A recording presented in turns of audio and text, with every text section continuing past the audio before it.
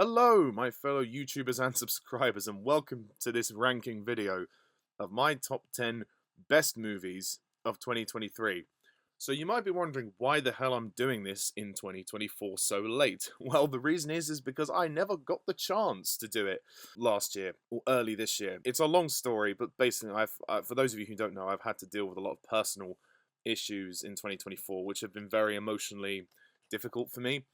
And as such, I almost quit this channel and moved to another channel, and I kind of gave up on YouTube for a bit. So in short, this video and the worst list kind of got shelved. So I'm kind of playing catch up by doing this before I do the 2024 list. So yeah, that's the reason for that. So sorry about the delay, but I hope you enjoy. So 2023, looking back, we had some interesting films, but these five are the five that are, in my subjective opinion, the best of 2023. I'm not saying these are the ones you should rank on your list, these are just mine. These are just my personal favourites, the ones that I enjoyed the most. What's important to remember is that I did not see everything that came out in 2023, so if there are some choices that aren't on here, I'm sorry, I just didn't see them. Which is why I do 5 instead of 10, because it makes the list so much easier to narrow down. I'd struggle sometimes to even get 5 on the list, so I feel like it also makes the video a bit brisk. Let's begin with number 5. Now, number 5, and I think there might be a certain person on YouTube that might not agree with this choice, but number 5 is Spider-Man Across the Spiderverse. This film is fantastic. I really love this film. It's not necessarily my favourite Spider-Man film ever made, but it's really good, and I actually enjoyed it more than Into the Spider-Verse, and it ends on a very good cliffhanger. It's just so much fun, and it gave me kind of everything I wanted and more, and the anime style is perfect for what this is. The characters are really good, the action is fantastic. It's quite a long film for an animation, but I think it really does work, and I love the further exploration into Miles Morales as a character, and I really think he's a great protagonist, and he's also very good in the Insomniac games. If you've ever played those Spider-Man games for Insomniac, I would highly, well, if you haven't played them, I'd highly recommend it, but if you have played them, I recommend you play them again, because they're still really, really good. But as for this film, it's really good. Ends on a very good cliffhanger. I can't wait to see where Beyond the Spider-Verse goes. And yeah, it was so good. I went to watch it a second time in IMAX, and it's bloody breathtaking. The visuals of this film are breathtaking. The direction is absolutely brilliant, and I'm not really a person who watches a lot of anime, so this is a very refreshing thing for me to see. So yeah, I'm a very satisfied customer in that regard. Number 4 is a entry from Pixar, Elemental. Not everybody liked this film very much, so certainly not everybody saw it as much of a god tier Pixar film as some of the other ones. But I have to say, going from memory, and I've only seen it once, I saw it back in the cinema last year, I really enjoyed it. I thought it was a really cute love story, and the whole phrase opposites attract has never been more aptly described when describing a love story here. I really love the concept of the world building, and I think it's really good. And I think if Pixar were to do a sequel, I'd love to see how the world could expand even more. All these people have different elements that are different elements coexisting in this world. It's fantastic, and the central protagonist, finding her own journey rather than keeping up her family legacy is an interesting story. And when she meets her boyfriend Wade, I think his name is Wade, the water guy, and seeing how they actually are able to live and have this romance with the restrictions is very interesting.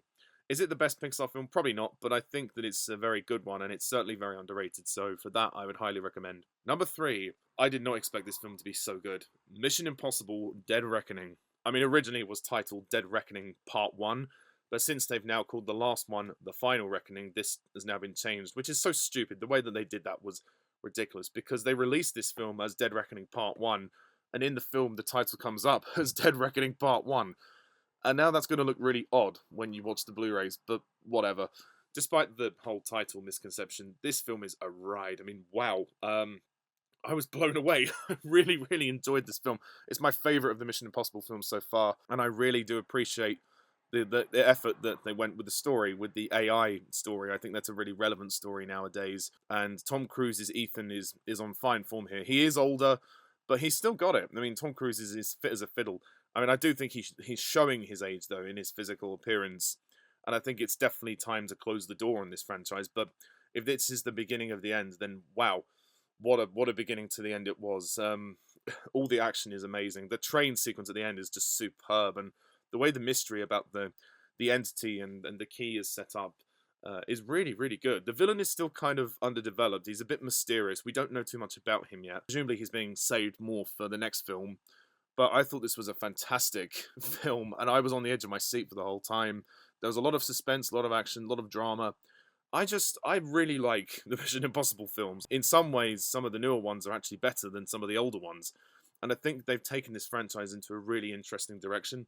And I think when we have the final installment with Tom Cruise coming 2025, I think, then we will be able to see a complete journey of almost 30 years of film, because they started in the 90s, I think. The first one was 96, I think, which is before I was born. So yeah, I've not known a life without Mission Impossible. I am more of a James Bond fan, of course, but I will always dig this franchise. I will always give it a chance, and there's so many great moments. Like Haley Atwell is a great addition as well, and that whole car chase where they're handcuffed to each other and they're having to drive the car and then switch around, and I mean it's so cool, just so cool. Very well thought out, solid direction for its length as well. It's like 2 hours 43 minutes or something. It's really long, but it doesn't feel long. To the movie's credit, testament to the quality of the writing and directing. This is an absolute class. So if you haven't seen it yet, go and watch it before the last one. Number 2. Now, these two could have potentially interchanged. I wasn't sure how to order these ones, but I thought, no, I put them here for good reason, because I thought the first one just kind of emotionally struck me a bit more. So the second choice is Oppenheimer by Christopher Nolan. This was an unexpected surprise as well. I really enjoyed seeing this movie on the big screen. It's long, it's 3 hours long, perhaps a little bit too long in places, but I thought it was a very interesting look into the life of Karl Oppenheimer. The way he sort of starts to regret what he's done after building the world's most atomic bomb, and the sort of the trial, the legal drama that all happened with Strauss and all of the discredit going on there. And then the first act being his kind of origins. So there was almost like 3 films in one, which is really good, which I suppose is why it was 3 hours long. But Christopher Nolan is just one of the best directors in the business right now, and I would love to meet that man and work out what goes in his head, because he's just unbelievably clever. He's one of the most intelligent directors because he treats his audience with intelligence. He doesn't dumb it down for you. He doesn't pander. He expects you to understand everything and pay attention to everything, and treat the film as almost like an exercise. You have to, to get the most out of it, you have to really be on your feet and sort of paying attention. So I have seen the film like 2 or 3 times, and because I went back to watch it. What an experience! What an experience! And the sound design is incredible. The acting is great. I mean, Cillian Murphy is just amazing in this film, and Emily Blunt is also very good as his wife. Robert Downey Jr. probably gives a career-defining performance as well as Strauss, and I think there's just the drama is just fantastic, and this kind of exploration into this guy's life and how he wasn't always the most angelic human being, and I like the fact that the film accurately portrays this guy as someone who is morally kind of, I mean, his intentions are noble, but at the same time, the stuff he does makes you question him. He's morally questionable quite a lot of the time, and he's kind of a sleaze as well, sort of with the whole Florence Pugh character. He does sort of cheat on his wife and has a bit of a fling with her, and he is a flawed person, and I like the fact that they've written him like that in the film. I'm guessing he was like that in real life. I'm not sure. I'm not a historian, but if this film's portrayal is accurate, then the historians can let me know. But for the sheer spectacle as well, go and see this film. It's pretty much a masterpiece, I think. I can't think of many things wrong, other than perhaps the length is a little long, but I still think it manages to keep things fairly tight considering how much it's packing in. So ultimately, it's a massive success, and no other greater story was told about the man who moved the earth. So number 1 is The Whale. Now, I'm not sure if everybody else will agree with this, but I really love this film. I think more than the story or anything else, just the performance of Brendan Fraser was enough for me to say this is the best film I saw in 2023. I mean, wow, the guy almost moved me to tears with his performance. I mean, seeing Brendan Fraser kind of have this resurgence because of this film is amazing. His performance as this really overweight, unhealthy man who is a recluse, who has a very damaged relationship after he had a fling with one of his students, and then he has a very fractious relationship with his daughter and his ex-wife, and it's just, I mean, oh god, you feel sorry for the guy, but at the same time, he did kind of destroy himself.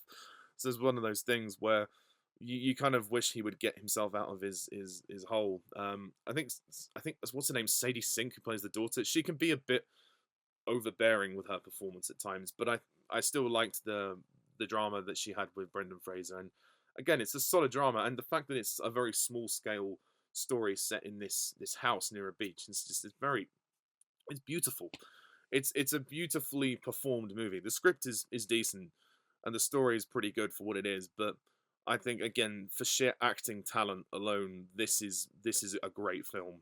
And me and my friend, when we went to see, Nick Payne, who I saw this with, when we went to see this, we were blown away by Brendan Fraser. I mean, he's so talented, and I'm glad he's back. And the suit, that sort of the fat suit that he wore, is very realistic, works very very well. And there are certain scenes which are just heartbreaking. You seeing him like eat himself to death, he's destroying himself. But at the same time, you can only have so much sympathy because it's all self-inflicted in a lot of ways. But the character is someone who does show remorse. He is trying to almost go through a redemption before he dies.